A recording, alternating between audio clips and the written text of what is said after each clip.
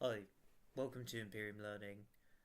Today I'm just going to be showing you how to interpret your descriptive stats and also how to analyze your plots. And so the first thing that I should be saying is that you should not be devoting a lot of time to this section, just because you're only really describing things and you're not really demonstrating your understanding. So from the outset, just be aware that you should not be spending a lot of time on this particular issue. So with that being said, you should just briefly introduce your variables in this section and also just inform the reader whether or not you've transformed any of your variables into logarithmic form. And also just bear in mind that if you've got any variables that are measured in percentages, so things like interest rates or the unemployment rate, do not convert those into logarithmic form. Keep them the way that they are.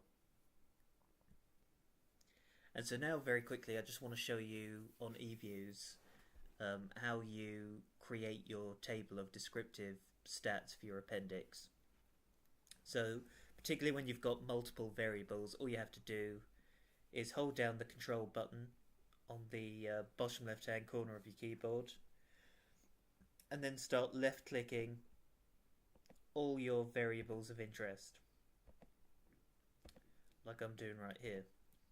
And just so you know, the IR and the UNEMP, those stand for the interest rate and the unemployment rate. And as you can see, they haven't got a LUN in front of them, so that means they're just in their standard form. They haven't been converted into logarithmic form. But anyway, so after you've highlighted them, you right click, you click on open, and you click on as group, just like that. And then after that, what you do is you click on view, you go down to descriptive statistics, and then you click on common sample. And that's what it looks like right here. This is how it looks.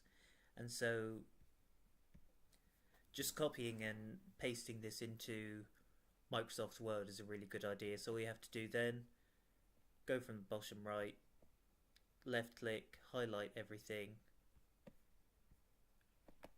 right click, click on copy, go to your Word document, right click, paste everything.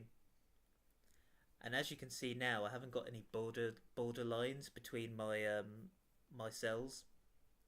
So all you need to do then, under the Home tab, which we're already under, just beside this paint can icon here, there's a borders option.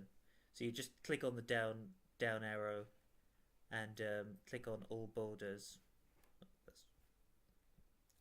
All you have to do is just highlight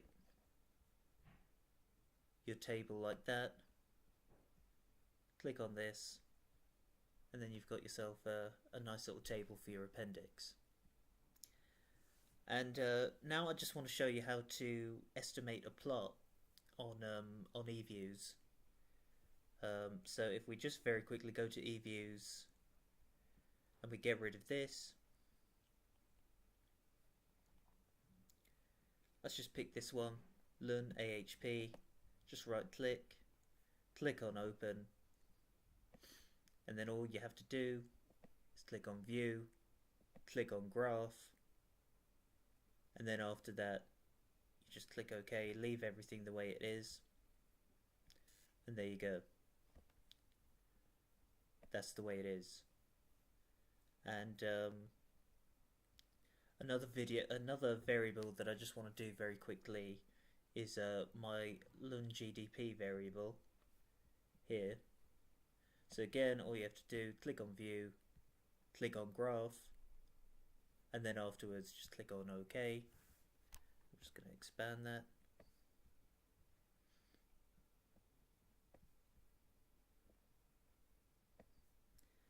And so how should you be analysing your plots? Well, bear in mind again, don't spend a lot of words talking about it because you're not going to get a lot of marks.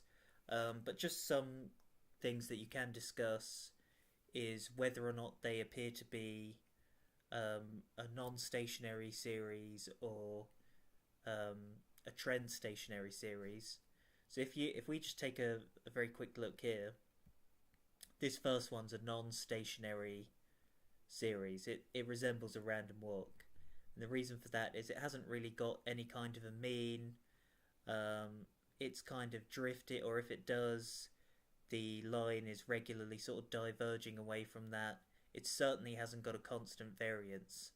Whereas if you look at this, you can kind of work out that there's a growing mean and that the variance is pretty constant throughout. And so any shocks that the GDP experiences, it tends to converge back to its mean very quickly. And also, just as I've highlighted right here, you can also talk about how many structural breaks your data generation process has. So just taking a look very quickly, you can see there's a big one there. That's coincide. If you're just looking there, you can see that it coincides with the global financial crisis. It starts at about December of 2007, goes all the way down to March of 2009. Same with my GDP. See here, starts at about March of 2008 and goes all the way down until March 2009. So you can see right there, there are structural breaks there, and those coincide with the global financial crisis.